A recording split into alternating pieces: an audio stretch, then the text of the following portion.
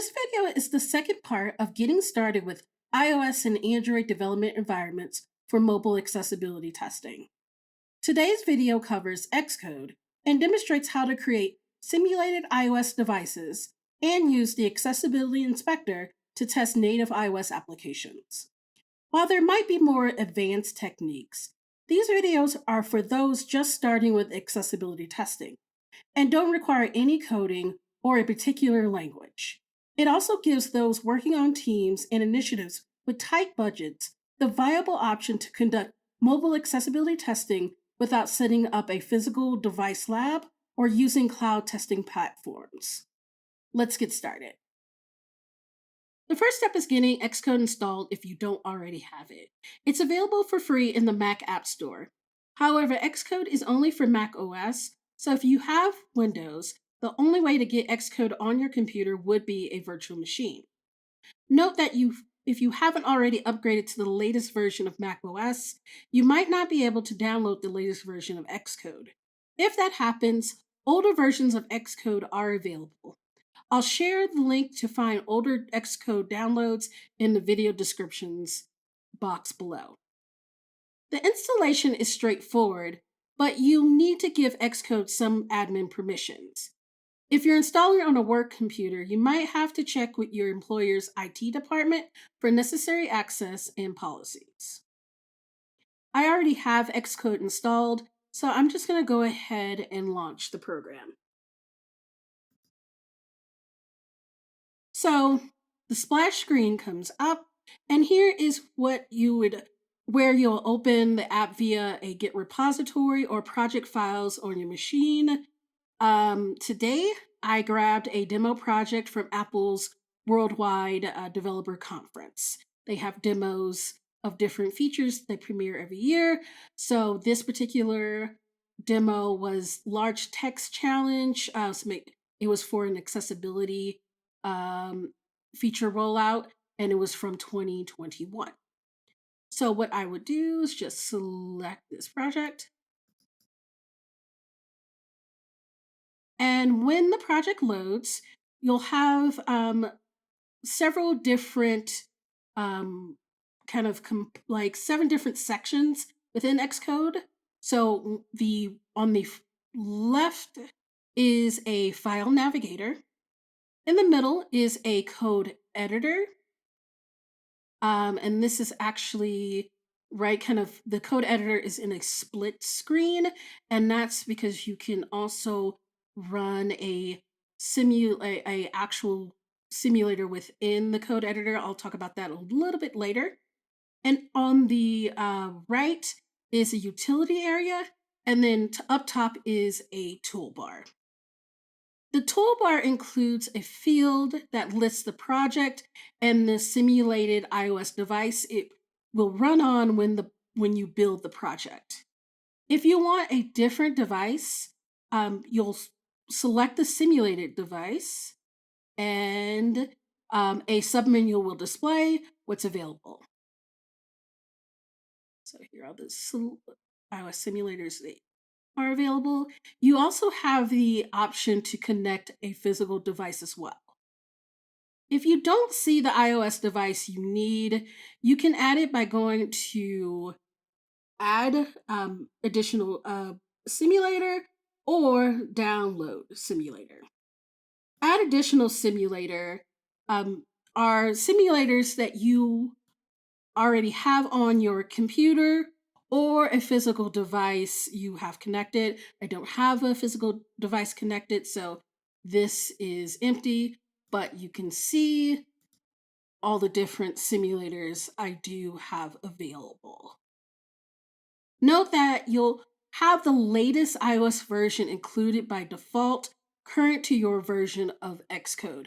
So for me, what was default for me was 15.5. That had already, for my particular version of Xcode, that came default with it, but there were other simulators that I had to download. And let's actually take a look at how to download those simulators.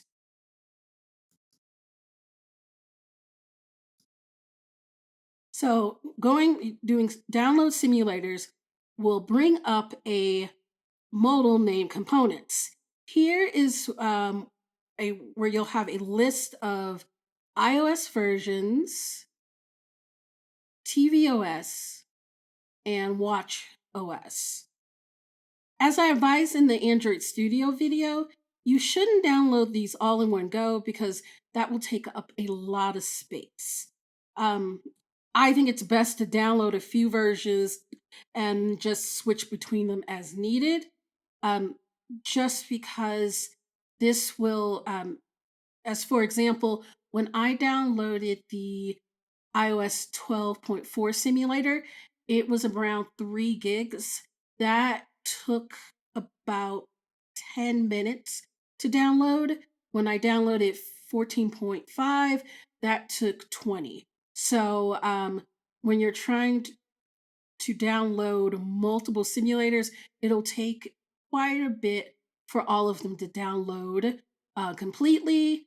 So, and they will take up a decent chunk of space. If you have that space, go ahead and do that. If you have a lot of time, again, go ahead to do that. Since it does take a lot of time to download one of these simulators, I'm not gonna show that, but we can pretend that I selected one of these simulators. A progress bar has popped up. It'll pop up to the on the right part of the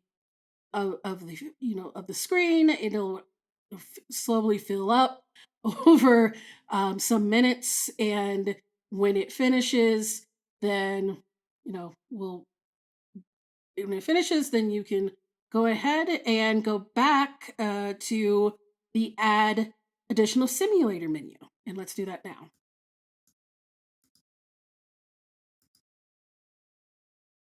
So once you have that iOS version simulator downloaded, you'll be, you go back into the add additional simulator menu, and you'll get an updated list of devices that are available with that new version that you downloaded.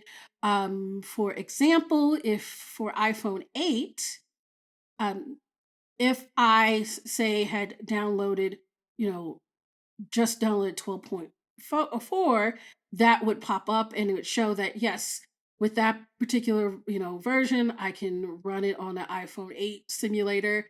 And so for iPhone 8, I actually have um, 4 different versions that it can run depending on what iOS version I need to test on. And you can also create kind of a customize devices for your needs. So there's at the end in this particular view, there is a kind of a plus icon. And if you select that, it brings up a little modal that says create a new simulator. You can give that simulator a name. You can select the device type, um, and then it'll give you the iOS version. So, depending on which version that you select and you have available, if you select that version, you might, the device type might not might not be available for that, so just be weary of that. Also, if you have an application that can sync with the Apple Watch and you need to test that out, you can actually create a simulator for an Apple Watch. I'm not going to do that today. I'm not going to create a simulated device. So what we'll do right now is just cancel out of that. And then I'm going to select, for this, let's just do an iPhone 13. So here, actually, it does show in this particular view. If I iPhone 13, it actually gives you the paired watches you can test with. Again, don't really I'm not going to demo that. I don't really have an application I can to demo that, kind of sync, and that's not the point of this demo. But I am going to select the iPhone 13 to test with today. So clear out of that. And so actually, though I select it, that in that particular modal to make sure that that is the simulator that runs when you build the project, you need to go back up to the toolbar. And in this field where you previously, where it lists iPhone 12 Pro, I need to go and select iPhone 13. So now it's time to build the project. And you can select the run button at the top of the file navigator, or you can do it via product run in the Xcode main menu. I'll just go out. Let's just do run here.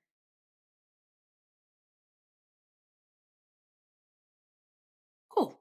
So we'll get a pop-up that our build was successful. And then the iPhone 13 simulator will load and the app will open. Just notice usually when the simulator does load, it will load behind Xcode. So so I had to, select it to bring it to the front. And as the simulator will load, it will also open the app as well. So there we go. With our simulator running and the app loaded, we can open the accessibility inspector. And we do that by going to Xcode, main menu, then open developer tool, and then accessibility inspector.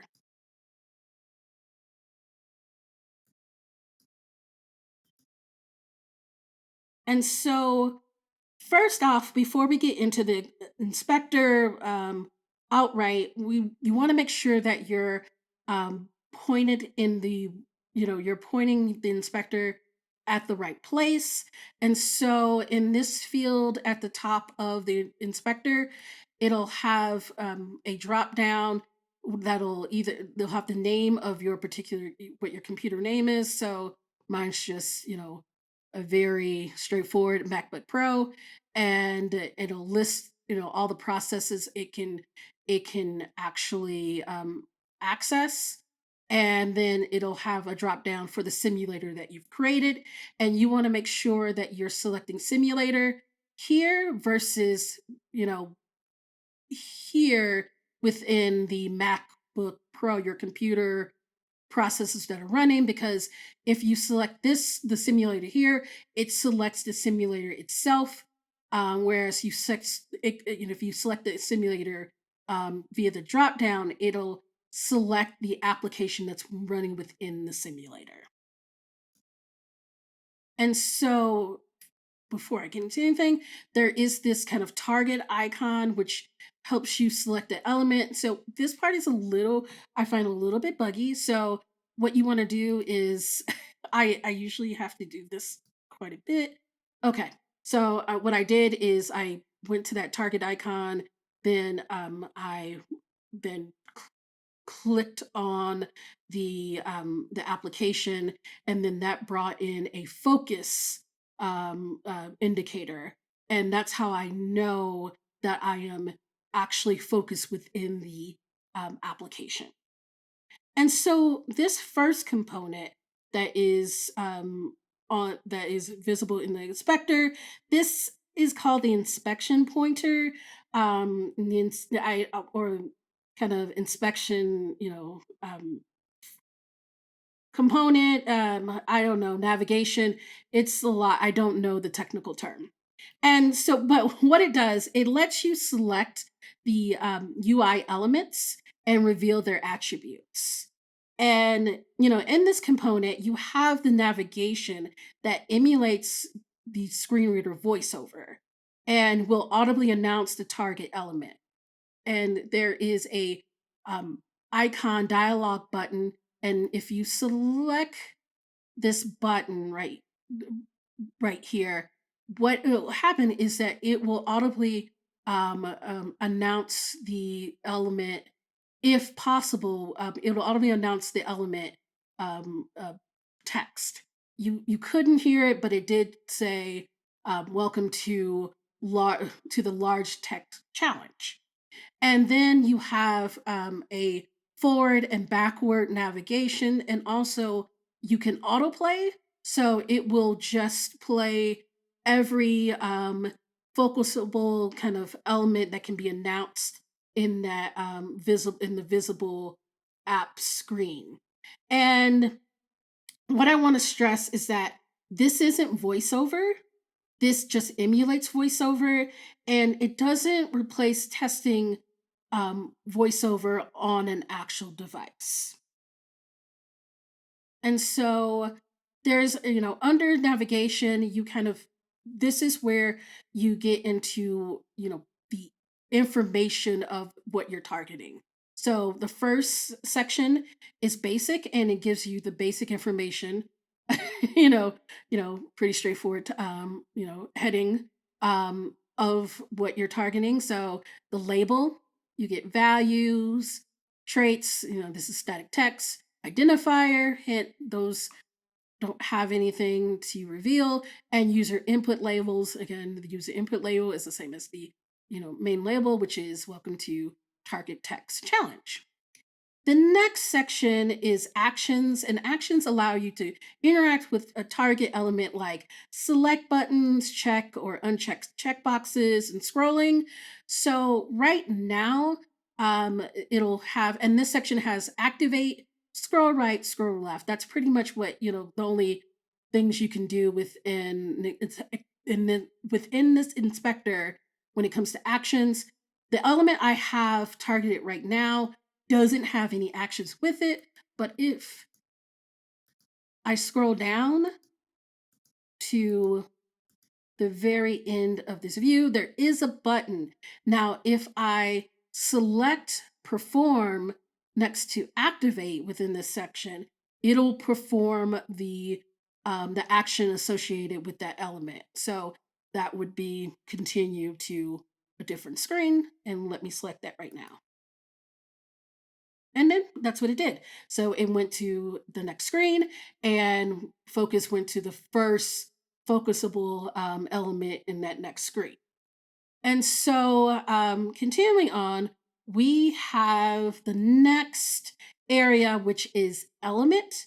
And honestly, I haven't seen much displayed here in this section other than the class of accessibility objects. I've read some resources that state that this section has an active bug. So just be kind of mindful of that. I think this is very useful for developers when they're working on accessibility to know exactly what class they might be looking for. As a tester, again, working hand in hand with developers, if you're finding, bugs and issues, being able to give that level of information is always very good. But if you're expecting anything else, um, you wouldn't get it from here. And just be mindful, it might not be correct because there might be a active bug surrounding this section. I would, if you're really wanting more on that, I would probably, do some Google searches around this. Um, but it is still very, I think it is useful for that, revealing the class of the targeted element. And then last in this particular inspection pointer is hierarchy, and hierarchy displays where the target element lies in the hierarchy against the label. So as I kind of, you know, scroll kind of like down, it'll on the within the app, it highlights in orange. So the hierarchy highlight is has the color orange. In the main kind of target is the highlight is green. Right now, if I go just, since I'm kind of in a very high level part of the hierarchy, it's the whole screen is highlighted. But now as I get more granular, it the highlight becomes more focused. So right now I'm I'm at the UI navigation bar, so only that bar is highlighted. And as I go even more granular, it'll wherever I'm highlighting, it'll just highlight that on the application itself. So right now I'm at the question question mark circle button. So there we go. And that's it for this particular kind of part of the inspector. So if we go to the next component, that is the audit. If you are familiar with semi-automated, it's accessible testing tools like WebAIM's Wave, DQ's Axe Dev Tools, Chrome Lighthouse accessibility reports, you know how this works. Here, you'll just target an app view, and then with under options, you'll select, a run audit, and this will generate a list of warnings about accessibility problems with your app. So now, with the under options, going back to this for just a second, there's a list of things that you know, that you can have the audit look for. There's quite a bit. I'm not going to, there's, element descriptions, contrast, hit region, element detection, clip text, traits, and large text. I'm going to keep all those selected. And then I'm going to select run audit.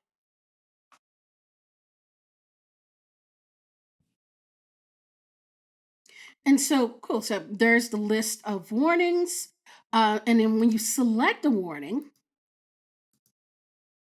you'll get additional information, and it'll highlight exactly where the issue is on the simulator. It where so right now there's an orange highlight, and it is the kind of question mark icon.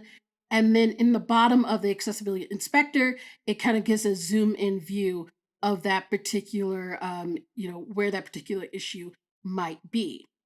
And you can also take screenshots.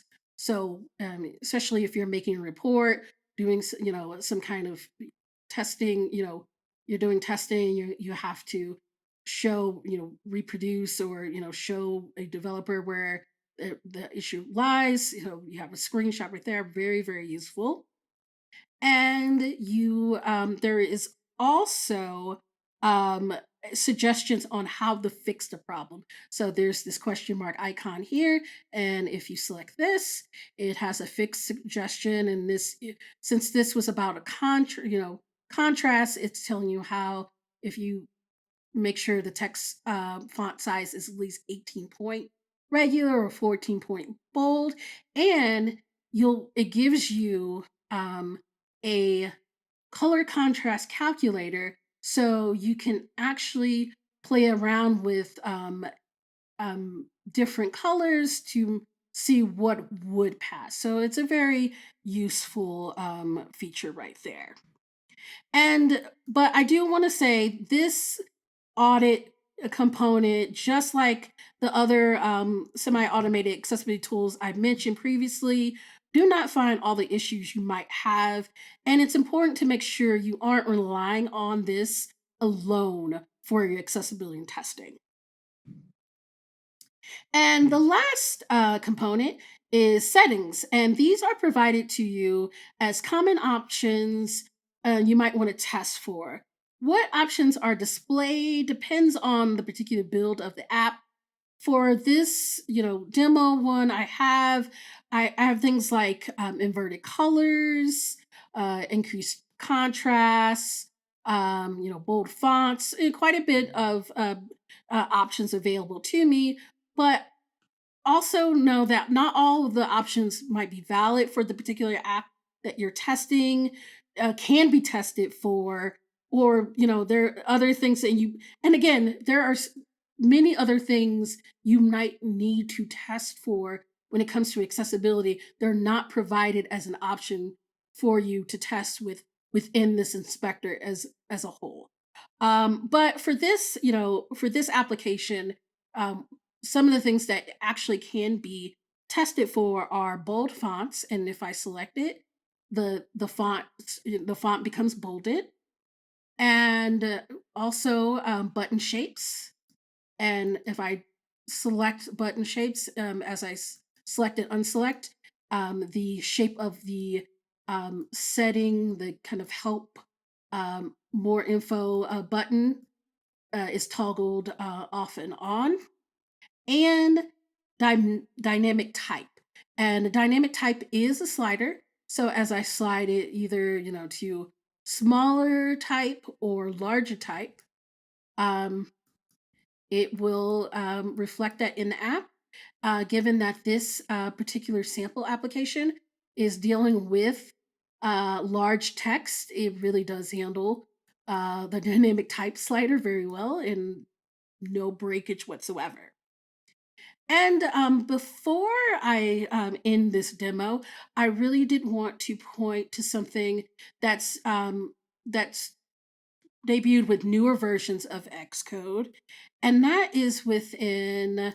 Let me move out this here, and that is where within the utility area, there now you can actually get accessibility information within the utility area. This inspector is new to, as I said, newer versions of Xcode. It wasn't there actually when I upgraded to this version. That's when I noticed that this had been added to this utility area. I don't know exactly when it was added to this area, but I know it wasn't there at least probably, a year and a half, maybe 2 years ago. So if you're in your code and this particular view, which is, for this project, if you select the line of code and then you can resume, or, if I hadn't already done this before, it'll say, it'll say build a simulator, and it's going to use the one that's listed in the toolbar field. So it'll simulate an iPhone 13. So if I select it, resume,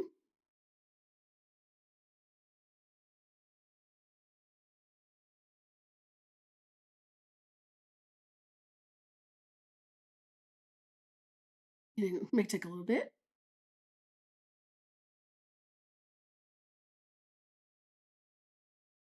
It took a little, take a few little bits. uh, Okay, cool. So so now you get the same sort of view that you would get with the standalone simulator, but it's within the code editor, and like it will there's a focus kind of focus indicator on the line of code that you selected, and in the utility view under accessibility, you get the kind of basic information that you get in the first kind of component view of the standalone accessibility indicator. And with that, you're ready to start testing iOS applications using Xcode and the Accessibility Inspector. I just want to stress again that testing on emulators or simulators aren't replacement for testing on real devices, especially when it comes to accessibility. There are many use cases and tests that are best done on an actual device. But as someone who has spent many years in quality engineering, I know there are some times that actual devices are just out of reach. So I definitely rather you test on a simulator than not test at all. If you're interested in accessibility testing for Android, please see my previous video, Getting Started with Android Studio for Mobile Accessibility Testing. If you enjoyed this video, please hit that like button and also think about subscribing to my channel. I think you are required to say that now in like every YouTube video. I don't currently have a schedule of when I put content out, but I'm trying to get more content out on the regular. If you're interested in learning more about accessibility, check out my website, www.crystalprestonwatson.com. You can also find me on Twitter at Scope Engineer. Until next time.